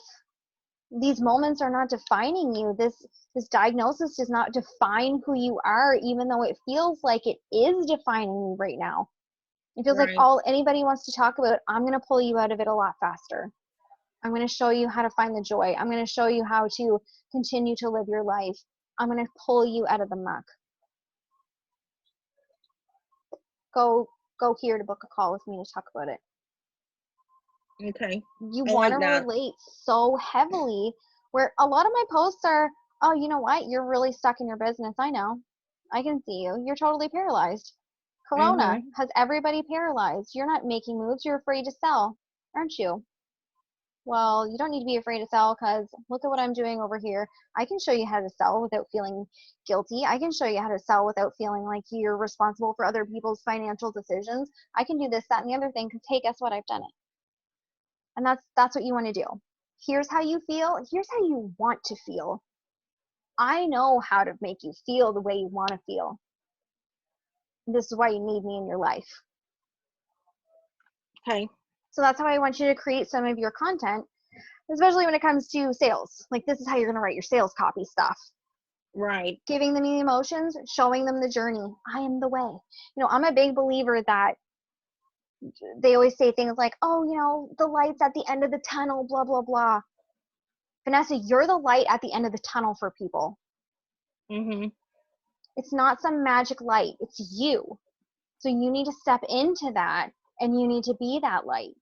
And I believe that. I believe that about myself. I believe that about every single one of you guys in here. You're the light at someone's dark tunnel. A lot of people are like, oh, you know, the sun, and I'm just like climbing out into like a meadow. No, it's me. I'm that beacon of light for you. You need to embrace that. People are in their dark tunnels. You need to be the light. Show them the way. I am the way. I'm going to get you out of this. Take my hand. Does that help? Yes, very much. Very much. Good. I'm so glad. Thank you. You're so welcome. And as for giving prizes in your group, what kind of prizes are you thinking of giving away? Amazon gift cards, or like when I get to 500, I wanted to do, like a 20-minute coaching session or 30-minute coaching session. I just want to get it billed. So here's something funny. Like I grew my group pretty fast, and I helped Lily with her group a little bit. And we both did the Amazon gift cards, and I will tell you that those flopped. It was so hard to get people to do things for Amazon gift cards, but do you know what went really well? What? Like crystals. Oh gosh. Like $1 crystal. I got like 1,000 people in like a week over a crystal. Wow. Okay. It was $1. It was $1. So like you don't have to. And do you order those on Amazon too? Because I don't have any crystal stores around here. You can totally order them on Amazon. I was surprised, but there's actually 2 crystal stores near me. So I just I had a couple left over from when I did my challenge, my firecracker challenge in July. I had a couple left over. So I was like, I'm just going to give these away. Books. I gave away books. People loved getting my favorite book. I don't know why. They just did. Yeah. But yeah, for some reason, when I did like a $50 Amazon gift card. I ran that promotion for weeks before someone actually won it. It was ridiculous. But for some reason, you don't have to spend a lot of money. People love the most ridiculous cheap things. And then you just did that for people to share the group, right? To invite. To invite, okay. It's really hard to keep track of shares, especially once you start getting people. Okay. Then it's like, oh my goodness, who's sharing, who's not sharing. Sometimes you can't even see who's sharing. If most, right, 2/3 of my group I'm not friends with. So I get notified that someone shared something, but I can't see who. Okay, yeah. So when I did it, it wasn't even invites until I did the trip giveaway with Karen Dedrick, which was her idea. But I was like, it's not just about invitations, it's about adding members to my group. Because people get invited, but they don't accept. And they're no good to me if they don't accept. Right. So if you're on your computer, you can sort people by date, and it'll say who added them. Oh, okay. Okay. So I would just do that once a week. I just go through and, when I was doing it at the beginning, like I haven't really done it except for the one with Karen. Right. I would do it every couple of days, and I would just keep track on paper. Okay. Like Monday, Tuesday, Wednesday, and I'd keep track, and on Thursday, Friday, because it would say when they invited them. Right. Say, Vanessa invited Dana on Wednesday. Like, okay, so that's one more for Vanessa. And I would just keep track like that. Yes. Okay. That's the green crystal that Dana just mentioned. That's what I ended up giving this girl. I gave it to Rachel Werner won it. And she invited 500 people. Wow. Yeah, it was crazy how many people she come to my group. And you know what? She's not super active in the group. I hope she enjoys it. But yeah, I mean, she won the crystal and she's added a lot of great people. But I don't think you need to spend a bunch of money. You could do free coaching. I don't know that you should though. Okay. How many sessions would you say on average it would take for someone to get results with you? Can I get results in 20 minutes?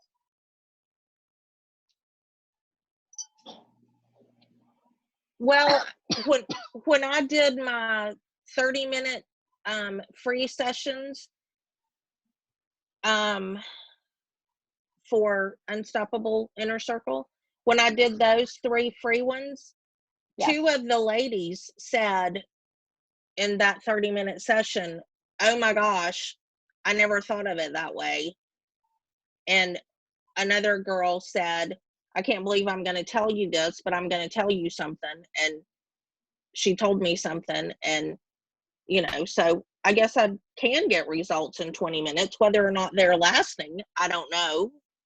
That was going to be my next thing. If you can give people results in 30 minutes, like, how likely is it that they're going to turn into a paying client if you've cured them in a half an hour for free? Well, So, that's true. I never thought of it like that. I mean, you'd rather be paid for your time and your expertise. And I don't think anyone should do anything for free. Like, any type of like one-on-one stuff, like, I'll do this for free all day. I'll do like I told April, do a free 5-day challenge to get your M-brain stuff on people's eyeballs on it. But one-on-one stuff, I don't think you should do one-on-one stuff for free. Because it's too powerful, and that's where all your expertise lies, and that's where like your magic happens. And I mean, you can, of course, you can do whatever you want. But I think that if you can turn people into paying clients and paying long-term clients, that's even better for your business. Yeah. I agree. I just, What type of content have you created? Is there something you could just like give away? Like a workbook, meditation. I've done my ebook of how to triumph through chemo that you get free when you download it's my opt-in thing, free opt-in thing on my website that's being built. So I could actually edit that and make it, for any kind of trial. It wouldn't have to be, just chemo, which I'm planning on doing anyway, to have a more generic one, not that's just for chemo. Totally. There's lots of ways to do this for very cheap or free. Yeah. I hate to see people give away a lot of stuff for free and spend a lot of money. Yeah. So that's not necessary. Like, I don't think you need to spend ads. I don't think you need a funnel. I don't think you need you can do so much for free.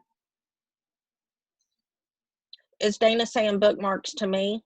No, she said, what other ideas does the group have for simple giveaways? Crystals won't work in my group because my audience is writers and authors. What about bookmarks? Dana, any kind of stationery. Yeah. If they're stationary nerds like me, like pens, notebooks, highlighters, post-it notes. Oh yeah. I love post-it notes. I do too. Those are great ideas. Like Thanks. I'm an office store junkie. I just like men are with Home Depot, I'm like that at Office Depot. Totally. I walk in and sniff the air. I totally Yeah. Those I could never have enough office trinkets. No, I agree. Like, I have a lot of things. You could do, I mean, some people still do like crystals. Good one, Dana. But there's all kinds of things that you could be doing. Yeah, I like the idea of crystal. I mean, I love crystals. I have a boatload. I think I have 3 in my bra right now. So I totally get the crystal thing. I'm just not sure that in the group that I've curated at this point, how well received that might be. I don't know if that's something that they would respond to. I just don't know if it would resonate so far. But so what are some things that you would be really excited to get? Crystals. A Jeep. Shiny, sparkly things. I don't know. That's a hard one because I just don't like having a lot of little bits of stuff around. So that's a hard one for me. I tend to go for something practical, but I know not everyone is like that. Starbucks cards kind of, No, people don't go for the cards. People want stuff. I know. I think there's lots of things that you could do with respect to like stationery. I like that idea a lot. Like your favorites. But like, you know what? Dana's favorite things. I could put together just a small little packet of things that I love, color coordinated things. So like all the purple paper clips and all the purple pens and you know, a little purple notepad. So it's all this kind of a kit, if you will. That's And cute. it costs you what, $5 max to do Okay, something keep like it that. cheap. So it's a Keep great it idea. cheap. And even Yeah. if you had like a few of your favorite things, be like, guys, for the next like month, every week, I'm going to give away one of my favorite things. So on Saturday, I'm going to announce the winner of who invited the most people or added the most people to our numbers, and they're going to get one of my favorite things. Great And idea. it's just be like a mystery. Okay. Brilliant. Thank you. You're welcome. Vanessa, did I help you? Did I answer your question? Yes, that was great. Thank you. You're so welcome. Do you have any more questions for me? Not that I can think of at the moment. You're doing awesome. I'm excited Thank for you. you. Thank you. You're welcome. One All more chemo treatment. Hopefully I'll be done with this scenario. Yay! When is it? April 3rd. Oh my goodness, Friday. Next Friday. Yep. Okay. Praying it's the last time. This was my third Mhm. round, so I'm saying third time's the charm. Okay, I'm making a note. What time? 10:30 or 11. I don't remember exactly. What time zone is that? Eastern. Oh, okay. Okay. I'll do 11 a.m. my time. That'll be 10 a.m. your time. And I'm gonna Okay. pray. I'll pray for you. Thank you. You're welcome. All right, ladies, does anyone else have any questions for me or want to be coached by me or want to talk to me about something before we wrap this bad boy up? No?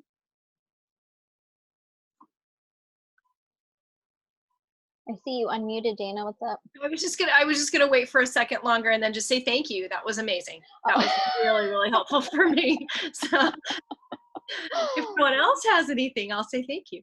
You're welcome. I really enjoyed it. I hope you Yes, guys it was enjoyed it. amazing. Thank you so much. Thank you. Thank you, Laura. I loved it.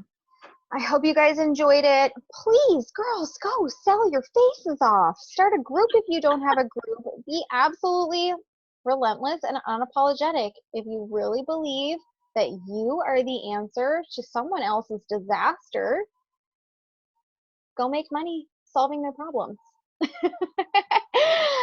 right, you guys. And because you're all here. Question. Can I have one quick last question? Yes. How many times is it recommended per week to do? Oh, you muted. There, I think I can hear you. Yeah. How many times do you recommend to do lives in a group? A week. Once or twice. Okay. All right. I the most I've ever done is like 3. The least I've ever done is 0. Okay. But I think once or twice is enough just to get people, because it's kind of like belly to belly, you know.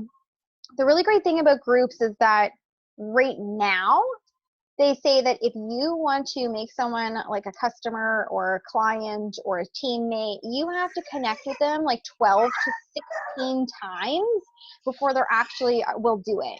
And who on this earth has time to reach out to somebody 12 to 16 times before they buy, join you, or hire you?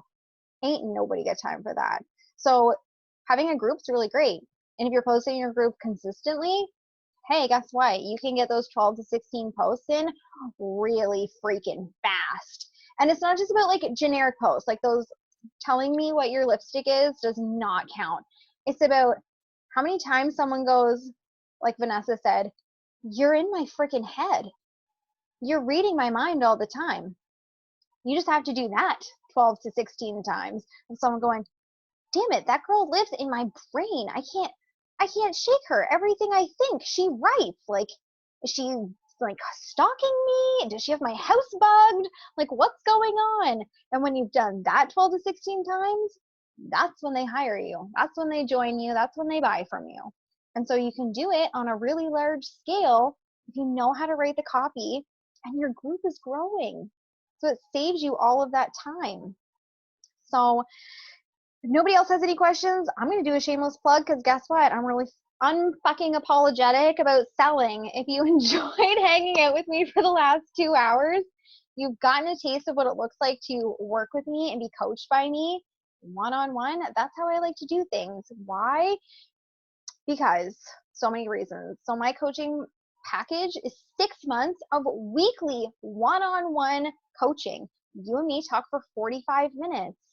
So, okay, why do I do 6 months weekly? Because doing 6 months of really focused, really intentional work on your business for 6 months can set your business ahead by 5 freaking years. 5 years. Imagine where you want your business to be in 5 years. And then imagine that if you're really intentional about it, you made it happen in 6 months. Like, holy shit, right? So that's why I do it that way. You work with me for 6 months. We talk every single week. You have no other option but to get results in your business. So it's $5,000 upfront, or it's $1,000 per month for the 6 months. That is going to be doubling really soon, you guys. Not like tomorrow. This isn't like a, oh my goodness, like I'm going to put the pressure on you guys and make it seem like you have 24 hours. Like, no, probably like April or May, I will be increasing that to $10,000 because you just don't get weekly access one-on-one to coaches. It's just unheard of, but it's like the most needed. Nobody pays attention in group programs. No one likes small group coaching calls because they feel like, okay, I get to talk to you for 10 minutes and that's stressful. I want to talk to you for 45 minutes. And so that's how I do it, because I want you to have that massive growth. I want to be all in your business with you. I want to give you really easy steps to implement from 1 week to the next so we can tweak. We know what's working. We know what's not working. Everyone's individual. I don't treat this like a cookie cutter situation where I'm like, la, la, la, okay, it's week 1. This is what we're going to talk about. Like, no, that's stupid. Everybody's different. Everybody's unique. Everyone's business is unique. So what we do week to week is different. It's unique. It's impactful so that you are getting the results you want to be getting in your business. I'm just here to help you. I'm just here to guide you. Like, that's what I do. Dana is one of my newest clients, and she has a question about scheduling. Dana, what's up, boo? So I was just looking at your schedule, and all the times you have available are when I'm at work. So I'm not sure how much you're willing to work with that, or what we can talk about it separately if you need to, and we can try to figure something out. Or let's get on the messenger and let me like look at my calendar, and we'll schedule some time privately. Okay. Because of course I'm going to accommodate you. Good grief. If any of you have any interest in chatting with me to discuss your business some more, here's how it goes. We get on a call. It's free. It's just a strategy session. It's like 30 minutes long. We talk about your business. We talk about your struggles. We talk about your goals. I've been in business for a long time. I've been a coach for like 1.5 years, but I've been in business for over 6 years doing investments. Like, when I was doing investments, which I still do, I've been managing over $21 million in assets for over 150 different people. Like, I know my shit when it comes to business, and I have a biopsychology degree. So guess what? I know my shit when it comes to mindset too. And because I've been a coach for a long time and I've been in a lot of coaching circles, I know a lot of different ways to make money. There's more than one way to do it. And I've been in network marketing for 3 years. So I've got a lot of business under my belt. So I'm going to tell you exactly what I see with respect to what's wrong with your business, why you're struggling, how we can improve it, what tweaks need to be made so that you can start making the money that you want to be making. Because let's face it, entrepreneurs, we're in it for the moolah, are we not? It's so great to say that we're in it to have a servant's heart and serve the people. Yeah, but serving the people doesn't keep your lights turned on. You got to make money doing it. So I'll share with you the areas of improvement that I can see. And Then we'll talk about what it looks like to work together, which I just kind of shared with you guys. It's 6 months, it's weekly, it's 45 minutes, it's one-on-one, it's $5,000 or $1,000 a month for 6 months. So if you guys have any interest in exploring that with me, Dana was my newest client, so she doesn't count. She's already done the call. But if any of you guys have any interest, the link is all over my group because I'm really relentless when it comes to sales. The strategy session link is all over my group. Just book a call with me and we'll do it. We'll hash it out, see what it looks like, see if we're a good fit to work together. And like I say, this little session was a little snippet of what it looks like to work with me. And I hope you guys all had breakthroughs and you all really enjoyed it. If you would be so kind, I would love it if you would share your biggest takeaways with the group so that everyone that missed has FOMO. Because FOMO is like the thing, right? All right, ladies, have an amazing night. Once this finishes doing its thing, I'm gonna, like I say, I'm gonna post it in YouTube and then I'm gonna dump it in the group so everybody gets to watch and listen and learn from each other, because that's like one of the most coolest things. Most coolest. Now see, I know I've run out of steam when I can't talk in proper English of doing a hot seat call. You get to learn from everybody else and benefit from what everybody else is going through. And sometimes you have questions answered that you didn't even know you had the question until someone asked it and I answered it and you're like, wow. So please share your breakaways. I'd love to see them. I've had a great time. I hope you guys had a great time, and I'll see you all later. And I hope to talk to you guys soon on a strategy session with me. Have a great night, ladies. Bye. Bye.